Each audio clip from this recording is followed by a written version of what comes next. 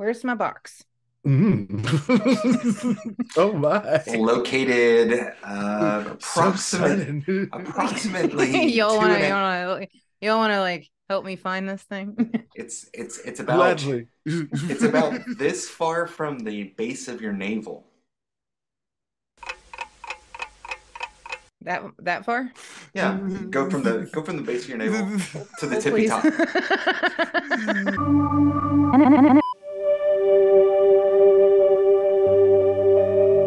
There is a place that light is afraid to touch, where the monsters beneath your bed and hiding behind your fear refuse to travel. Do you dare? Is your mind capable of the sights you will see? Is your body prepared for the sounds you will hear? Is your spirit up to the challenge of what you soon may feel? If so, have a seat with the seductress of the dark, Sarah Terror, the Sultan of Sadism, Chunky Larry, and the Clown Prince of Fear, Arlie Grind. This is the Ghoul Kids Table. Greetings, fellow insomniacs, and welcome to the table. This is another episode of the Ghoul Kids Table podcast, wherever you listen to podcasts and on YouTube. I am your host. My name is Chunky Larry, and sitting with me at the table are my two favorite people. But we're going to start with the lady who makes everything possible, the puppet master herself, Miss Tragic Rar. How are you doing? Oh, dance, puppets, dance. Yes. How you doing, bud? Man, I'm fucking great, man. I'm so excited because this is really our official first. Well, I mean, Monster Squad was there, but this is our first like review of 2023. So I'm like I feel rusty, but I'm like ready to go. We had a solid break that was nice. That wasn't needed for me. It was a needed break, but like it gave us time to really like recharge and blah blah blah corporate speak. Go on. Just keep nodding. Yes.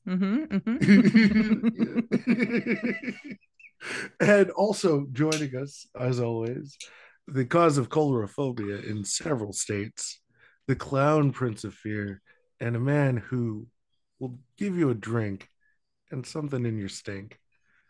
Mr. Arlie Grind, how you doing? Honk honk, motherfuckers! What's going on? And add something new. It's like, gotta give him something Throw it else. in there. Throw some about that stuff in there. I love it. I'm drinking bourbon, so like, yeah. Sure. Hey, we're not even there yet. But now that know. you've brought it up, what is in your glass? Oh my god, I'm so glad you asked. It is the Red Owl. It is bullet bourbon, 1.5 ounces bullet bourbon, 1 ounce amaretto, and half an ounce of grenadine. It's a sipper, not a shooter. Do not shoot this hoot. Do not shoot this hoot. Sounds like a hell of a hooter. It's a hell of a hooter. Oh, it's delightful. I was really impressed with the flavor and how it came out. So, honk honk, motherfuckers. Cheers. Very nice. And you'll be able to see the creation of the Red Owl on an episode of Top Shelf Horror, available on YouTube and wherever you listen to. No, it's just YouTube. YouTube. And TikTok. And TikTok. Yeah. And Instagram and Instagram. Facebook and, you know, kind of everywhere. Twitter, maybe. All of those places. Anyway, we are getting ready to talk about a film that is full of owls. Well, just one, but it's a big ass owl. It is the 2022 film, A Wounded Fawn. And this was a recommendation of Arlie, but I want Tragic Rar to read the synopsis for A Wounded Fawn. I kind of read it ahead of time, and I have thoughts. I have thoughts. So, okay, here's the synopsis. A serial killer brings an unsuspecting new victim on a weekend getaway to add another body to his ever-growing count. She's buying into his faux charms, and he's eagerly lusting for blood. What could possibly go wrong? And then hilarity ensues. And hilarity ensues.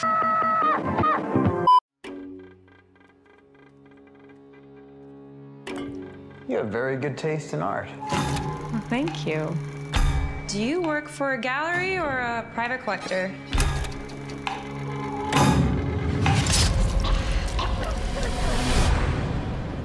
I have plans this weekend. The mystery. Yeah. Mystery Man. What mystery man? I brought that record I was telling you about. Oh, great. To art and beauty. And the night ahead.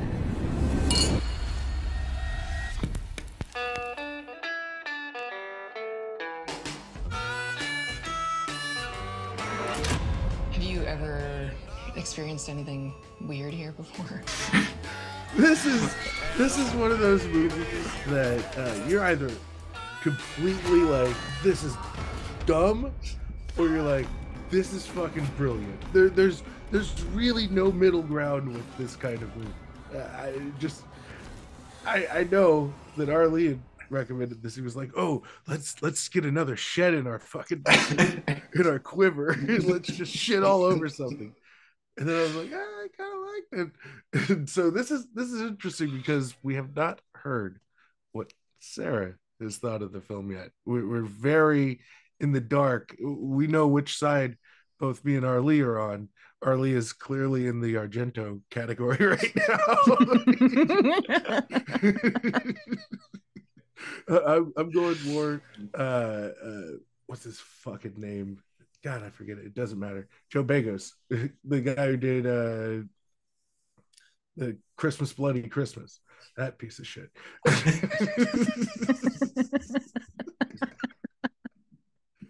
But Rar, Oh, this is gonna be fun. I want to know where you land on this film. Where I land on this film. What were your thoughts? I had to sit on this for a few days because my immediate thoughts were trash, immediate trash, all trash, nothing saving this at all, like all trash. And this to me wants to be elevated horror in the worst way.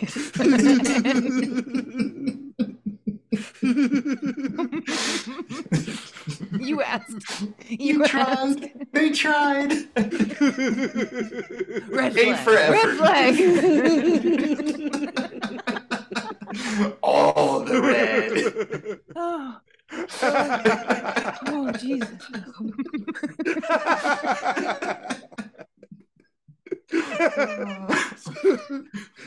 After sitting on it for a few days and thinking about it, there were some things that I did like about it. There were some things that I did appreciate about it. But all in all, like, yes, I'm putting this in a category with the shed. So you guys are both on the side that this is not a good movie. And It tried. It's not that it's not a good movie. It's a decent flick. It's worth the watch, but it's not a favorite of mine from 2022. So well, you said you had watched it again, Arlie, and I just refused to watch it again.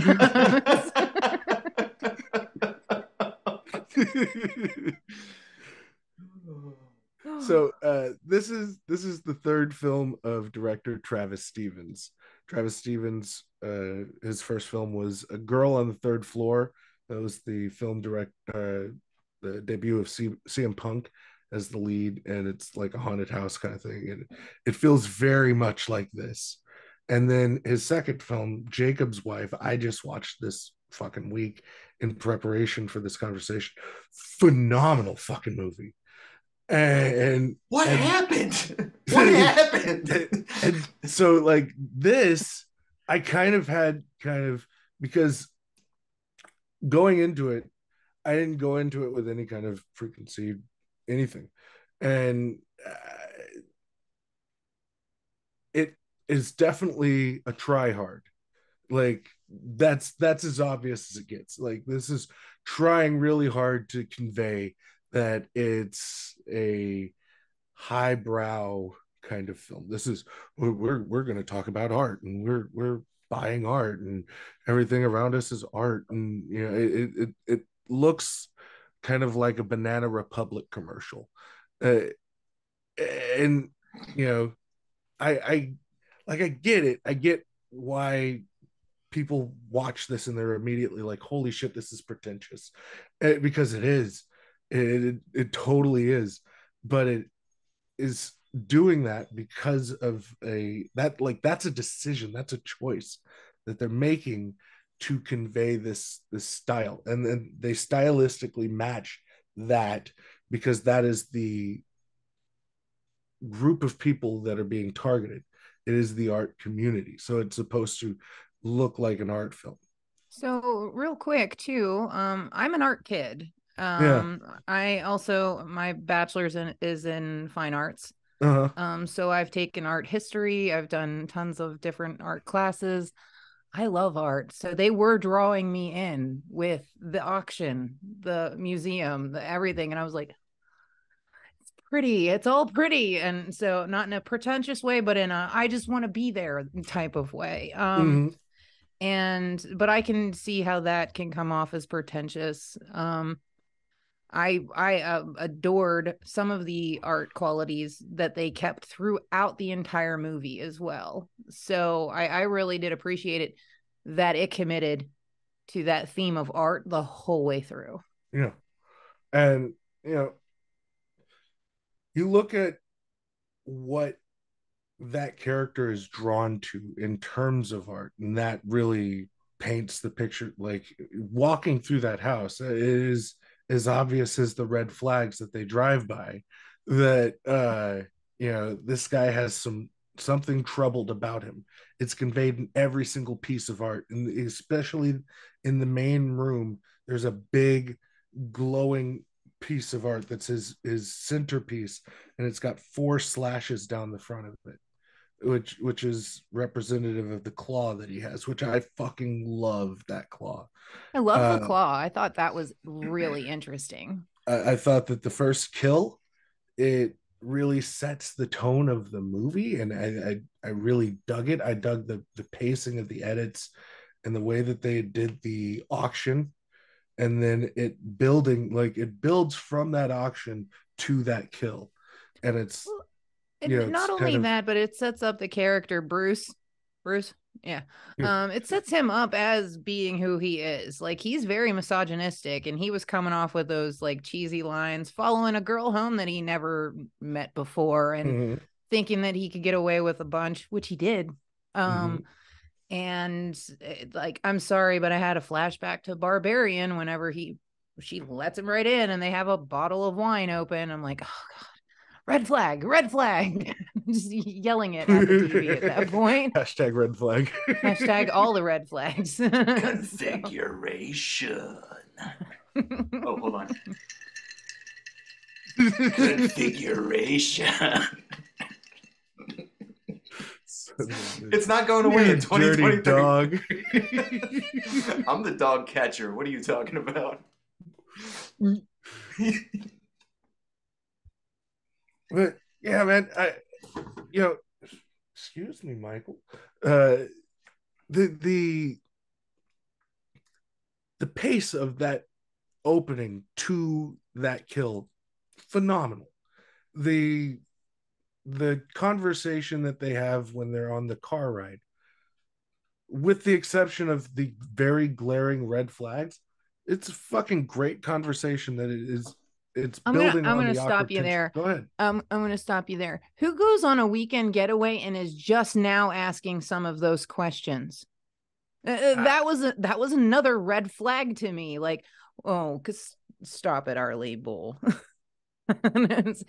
That cracked me up. What's the longest relationship you've ever been in? That's usually part of like first timey conversations, not, hey, we're going out into the middle of the woods to be alone and you don't know anything about me type. I mean, You know you're what I going out to mean? the middle of the woods with somebody that you just had tacos with. Like, he bought me tacos. I'm going to I mean, a I'm cabin sold. in the middle of the woods to I'm get sold. laid because I'm stealing remotes from or batteries from my remote because my vibrator is running out of batteries. I don't That have drove money. me nuts. I That sell drove art. me nuts. They were in the middle of that art museum talking about getting laid and jerking off. Yeah. And they're like, Yeah. have you ever been in an art museum? You can hear a pin drop. Yeah, Like, but these stuffy fucking elitos are it was very elitist. No, it wasn't. It wasn't elitist. Bruce is wearing a fucking Canadian tuxedo the whole time. Denim Dan. Like, That's what hey. kills me about the charms of this serial killer. What charms? He's rustic. He's rugged. She's swooning at the cabin. You know, like he watched way too much Yellowstone. She's not. She's terrified as soon as she gets there. She's not swooning. The She's cabin has clearly me swooning. You hear those wind chimes? Hot. Like, come on. I love it. I love it. It's so woodsy and rustic. It's got me wet. And then you walk in and it looks like a hodgepodge of 1970s and 1980s. Like, I was waiting for the fondue plate to come out. It's like, oh my God, he's got an 8-track. Oh my God. Record player? Oh no. We do 8 tracks here. Oh, by the way, I'd like to point that out too. When I pack for a camping trip, I always take a see-through bra and a record with me. I'm just saying. Sexy so totally panties and a record. Wait, you guys don't do that? You don't take sexy panties and a I record? always do that. Always. Look, I don't know what I'm going to get into. So we're not doing the same camping, guys. We're not doing the same camping at all. Sexy underwear and this record that I think is really just kind of dope. Dope. So dope. That is what I'm taking with me. Other clothes? Nah. Yeah, that bag was so small. Like, was she just gonna like rewear? Like, I'm just like, when I go for a weekend getaway, there's a couple pairs of underwear. There's a couple different outfits. You know, you just I don't think records. Something for each day, right? Yeah. Not just one bra. Which one bra can last you the whole weekend. I can say yes, that works. However, what? It's not sexy, bro. It's not sexy. Yo, hey, yeah, that's really hot. Day 1. Yo, hey, yeah. Day 2. Oh, hey. Yeah, I've seen that before. Awesome. Day 3. Do you want to go into town and go shopping real quick? So, Larry, I gotta know, what about this film, which is highly influenced by both Evil Dead and Italian and Italian horror films, got your goat? I want to know what exactly what was it? Was it a combination of things? Was it one thing? I was in from beginning. I thought that the editing of the film is fucking tremendous. I thought that the look of the film was tremendous, and it talks about power in an interesting way. That Bruce is overpowered by this force that's within him, and then he's overpowered by the external elements, which are, I'm assuming, actual ghosts, because she sees them as well. I have questions about that. Like, she sees the ghosts long before he does, and then she becomes one of the ghosts. See, I think she made it at the very end. No, she made it to the end. Yeah, she hodgepodged a thing on her neck, like wearing a tarp. Like, good on her. Like, she resourceful. But what I'm saying is that, is he manifesting that it's her as the masked I think it's all spirit? coming from his head injury. Because those things were there before the head injury. They were there before he attacked her because she was seeing the stuff. True. I don't know. So This is a weird one. We might have to do a side thing on that. So it's here's my theory on that. I wrote this script. It's really good. Someone goes, "Hey, this is a little muddled. You know what? Don't worry about it. We'll just push through because these other elements are nobody's going to think about that. Nobody's going to think about, who's seeing ghosts, are the ghosts real? Like nobody's going to think about that. They want this but don't worry about that." And that's how the movie kind of came across. Like there were a lot of moments where it's like, do you think your audience is stupid? Because I know we've all talked about this, privately, but I think a lot of filmmakers are treating their audiences as if we don't understand storytelling at all. And that's one of the bigger issues I had with this movie.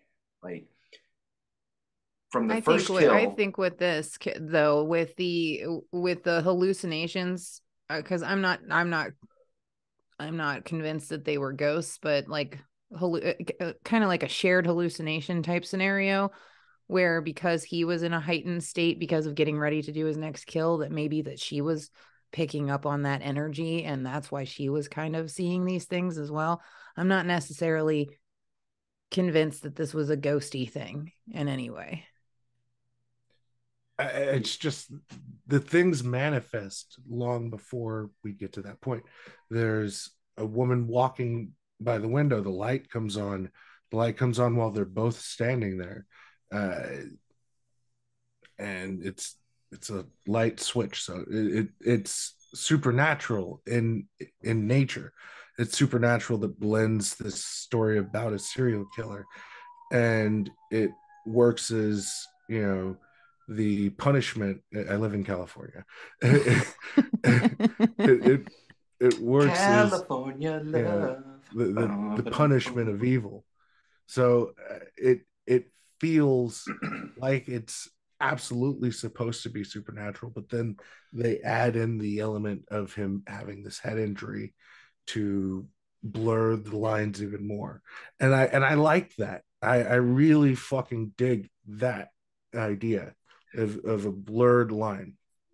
So speaking of head injuries and blurred lines, the stove scene in where the girl is on the stove. Yeah. I was like, oh my God, that's actually really awesome. That was very Evil Dead to me. It was very, very like, I was like, oh, this is kind of grotesque and strangely erotic and just like really crazy. That's right. His wheelhouse, dude. Right. And it was masturbating. Perfect. And can we talk about aggressive masturbating? Hold on, but then you kill the scene with the Muppet stovepipe monster snake. Again, that feels like Evil Dead to me, and I love that. It felt, oh my God! But it totally, for me, it kind of ruined that scene a lot. It feels like a weird combination of serial killer meets Evil Dead, and I'm fucking here for that, dude. Like I fucking love that. Before we get into the like extra aggressive masturbation, real quick, was there an Act 3? There was an Act 2. There was an Act 2.5. Okay, because that was one of the things that I was doing for the movie reaction TikTok is I'm not sure if there was an Act 3. Like, I don't remember seeing it. Okay, you know what? No, to be fair, the Act 3 was the last 2 minutes of the film. But I don't know because they didn't have the fancy font come up. Over and over again. They didn't have the fancy font come up that said Act 3, so I don't know as an audience. Oh God. I really enjoyed this fucking movie. I There were thought that there were a lot of parts to it that were really really great. The style is beautiful. The editing is beautiful. Yeah. What about the reveal of what is under the owl mask? Can we talk about that?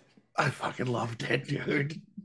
I fucking loved it. We're out of money. yes. Here's some red paint and some googly eyes. No, do what I you can fucking do. loved it. I loved that. That added to the surrealness of That was the part of the movie where I'm like, huh. I think like that how this movie is gonna get the recognition down the road. I really do. I thought that this movie was fucking great. Go ahead. You were saying you loved. I do like how the manifestations, ghosties, whatever we want to call the women, ended up being like representations of the statue that he stole from that second victim. I thought that was really interesting, and I really liked that. And you had that foreshadowing, the snake outside, the dog, or the wolf, or whatever canine was making noise outside. So you really had you had these moments where you can start piecing things together, and you're like, okay, but then it's like, at least it's better than Midsummer. So, I mean, something happens in it, so it infinitely makes it better. Immediately, almost.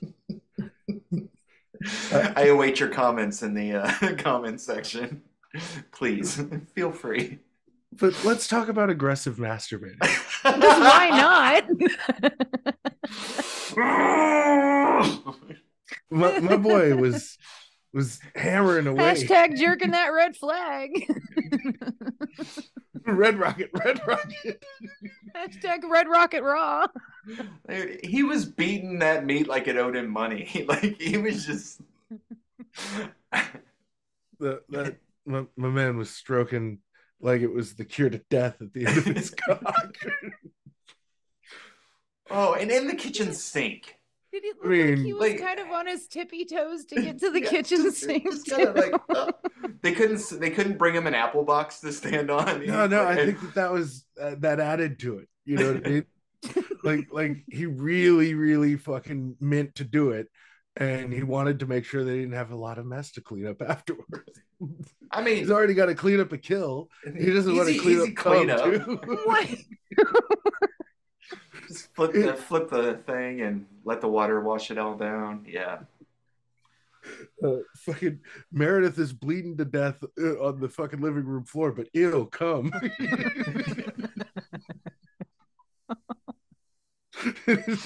Let's do that in the sink.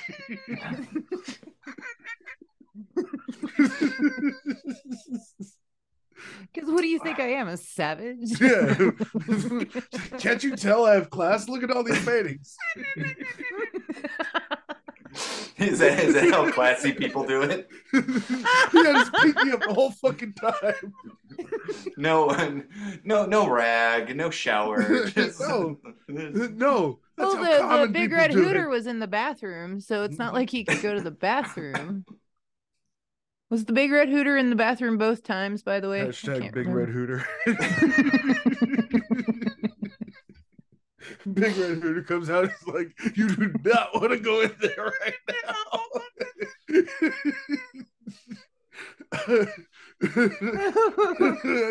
I just had some burnt Indian food. Let's just say I just ate a spicy mouse. It's you don't want any part of the burnt Indian food bathroom. There's just white shit everywhere. It's like that sink.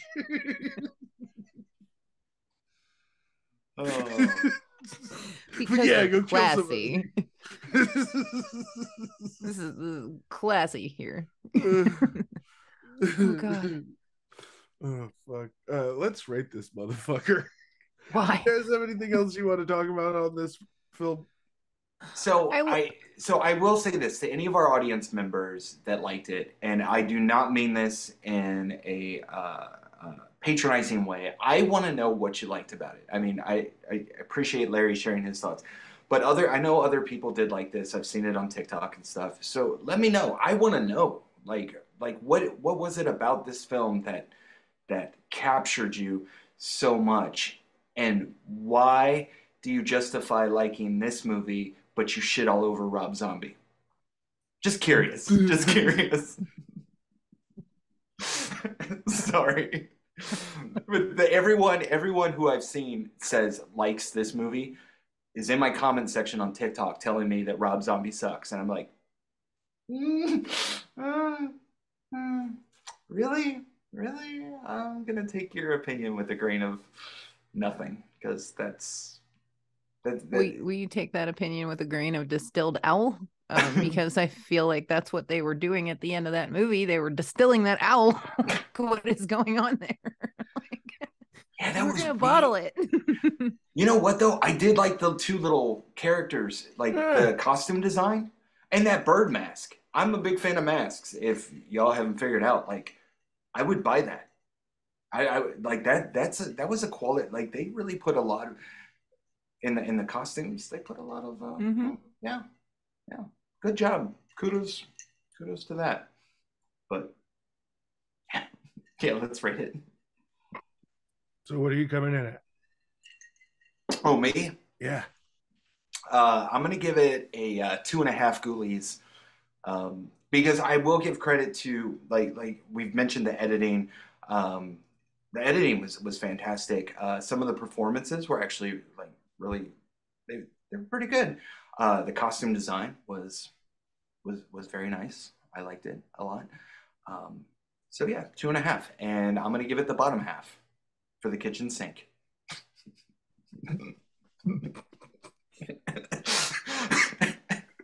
Rar.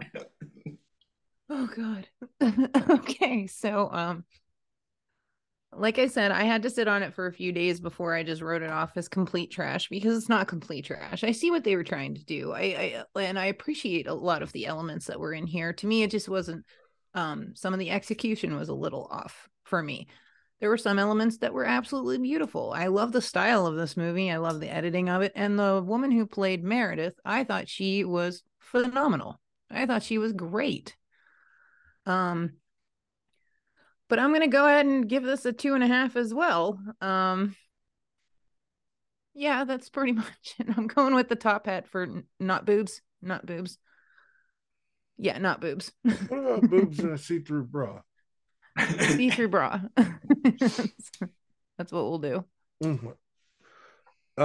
I'm gonna come in, I'd say just a little bit higher than the both of you.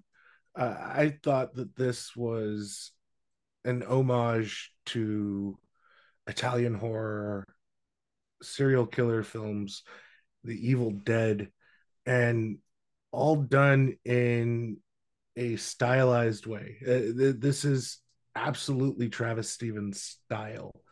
And if you watch Girl on the Third Floor, you'll see that this is very much in the vein of the kind of spirit of what he does, and he does it very fucking well. I I really liked the character Bruce. I thought that the actor who played Bruce, Josh Rubin, did a tremendous job, and he's alone in a lot of his performance, and he carries a performance throughout the entire film that is nuanced and comes off as you know, awful, as an awful character who deserves everything, but charismatic enough for you to care about him as things happen. And that's my opinion. I thought that uh, the style of the characters, not just the human characters, but the otherworldly characters, was tremendous. I thought that The owl looks incredible. It's visually iconic, and it it all just works for me. It's derivative of things. Obviously, it's derivative of Twin Peaks. It's derivative of things like Profondo Rosso, and oddly enough, uh, fucking opera. So it has these things that it's clearly ripping off, but it sticks the landing in a way that I fucking can't help but be impressed by. And I think that Travis Stevens continuing this trajectory will become a filmmaker that people will be talking about in years to come, and they'll study films like this. And so for all of those things, I say that this is a 4 out of 5 Ghoulies. I really fucking enjoyed it. But you know, to each their own. I forgot to mention something. CGI girl face on running dog. Thank you. I was gonna bring it up too. I stylistically, I would have tried something a little different. Yeah. If you didn't have the budget for it, try something else, because that looked really cheap. And to be fair, again, there are a lot of effects in this film that are very well done, and like the dog coming out of the barrel and everything else. I enjoyed that. It was trippy, and I was like, all right, this is cool. This is cool. He's running through the woods, very Evil Dead-ish, and you know. I mean, he's even called Bruce. Yeah. Which yeah. I was, after watching this film, I was like, had they just thrown some brown pants on him, like that would just been like, mwah. Yeah. That would have been. But it was that one scene, and I think it really took me out of that moment, took me out of that scene, and I was like, if it doesn't work, don't include it. Like it cheapened that scene. And it was just weird, but I did like her in her human form when she kind of barks and like nips at his ear. I was like, I dig that. Like that worked for me. But CGI, I also like the jeweled face. Oh yeah. Oh, that was so fucking pretty.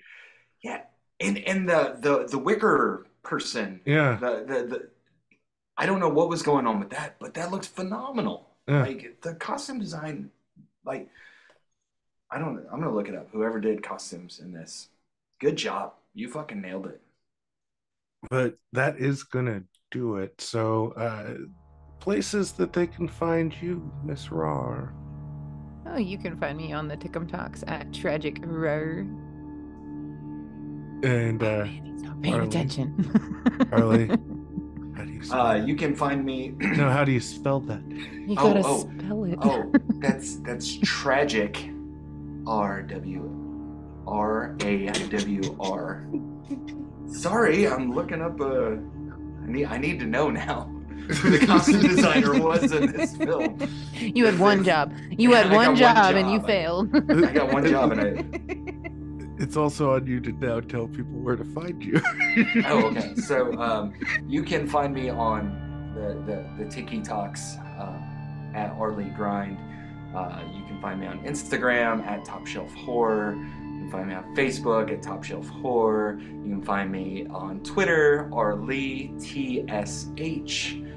And you can also go follow Top Shelf Horror on Tiki Talks at Arlie. Or just look up Top Shelf Horror. For the show, you would find us at Ghoul Kids Table on Facebook, at Ghoul Kids Table on Twitter, GKT Podcast on Instagram, and Ghoul_Kids_Table on the Tickle Talks. Definitely, if you're watching this on YouTube, go check out all of the other stuff that we have on here. We've got shorts, we've got, countdowns and all kinds of fun stuff for you to watch and enjoy. Subscribe, thumbs up, say nice things about us. Those things, they help the algorithms, and I hear that algorithms are hot right now, so So just, hot. They're so hot. So hot. They're fucking so in hot right now. They're so fucking hot. So make sure to So do all hot, those it might things. be a red flag. Ooh, you're very red. You're super red now. You're very like, red. Yeah. That's Brian De Palma red right there. Yeah. Ooh, And then it goes orange. I'm confused. Daddy. I'm sorry. Larry, where can we find you? You can find me at CreaturePod wherever you go into the world of social medias, with the exception of TikTok. That's Creature Backup, because dick jokes are life. I can't wait for the Creature Backup sync video. That's gonna be awesome. Yeah. So here's another thing that I want to point out. In the world of social media, when you're talking about the show, make sure that you're adding the hashtag #GhoulKidsTable and any of the hashtags that we use on the show. Please pass those along to friends. Please, if we get something weird that we say trending, then they give us money, and then you don't have to. Well, you should still give us money. Give us money. I will suck your dick. Okay? I'll make you a drink. I Arlie, got I'll make bad you a knees. drink. I got bad knees. I will suck your dick. I'll film the sucking of dick from Larry. Yeah, she'll film it, so you'll have it to cherish forever. So she films it, A he does signed it. copy of all three of us. She films it, he does it. I make you the drink to kind of ease you into all that. Yeah. Get you comfortable enough for me to blow you. He gets you nice and drunk, then I suck you off, and Sarah takes a video of it. Then all three of us sign it after you come. And look, if you can't reach, we got a sink right here.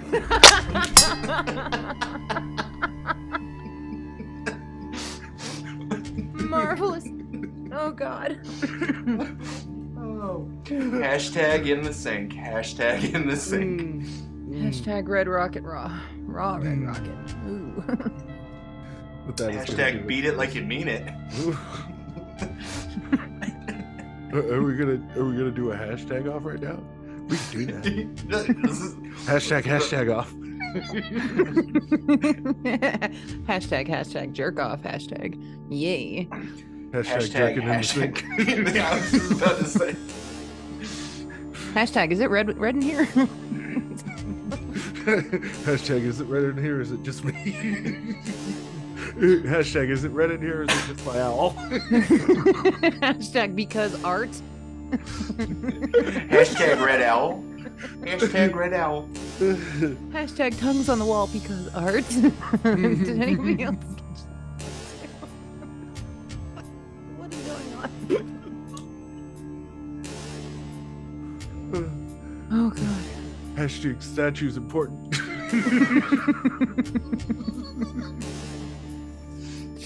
Hashtag not my camping.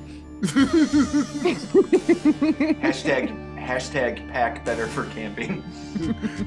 Hashtag pack your undies.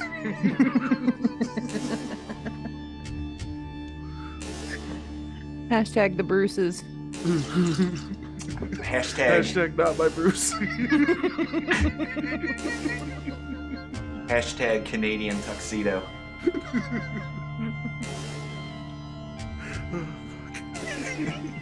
There's so many hashtags right now. Oh God. Look, people, we just need one. We need one to trend. Pick one. We gave you 1 million. Hashtag I'll blow you. Hashtag clinkety clink shirtless configuration. Oh fuck. All right, guys. Oh wait, one last one. One last one. Ooh. One last one. Hashtag cough. Cough. Hashtag I need a mental health advocate. Configuration. Oh, we're a bunch of dogs. And bullieritos. That is going to do it for us, you guys. Epic roar. For Arlie and for myself again, my name is Chunky. This has been another episode of the Ghoul Kids Table Podcast, wherever you listen to podcasts and on YouTube. There's always a seat available here for you at the table, but I don't suggest it. It's covered in cum. Larry's under the table waiting for you. I'll suck you under the table configuration. So hard.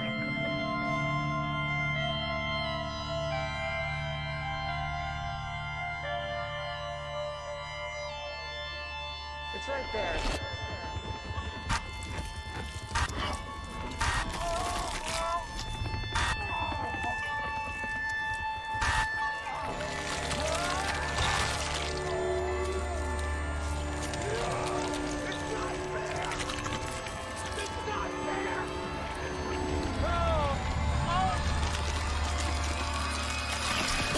Unsa, unsa, unsa, unsa, unsa, unsa, unsa, unsa, Last unsa, fish. Jesus.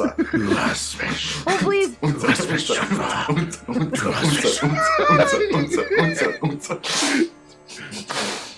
I found a red, but it's flashy.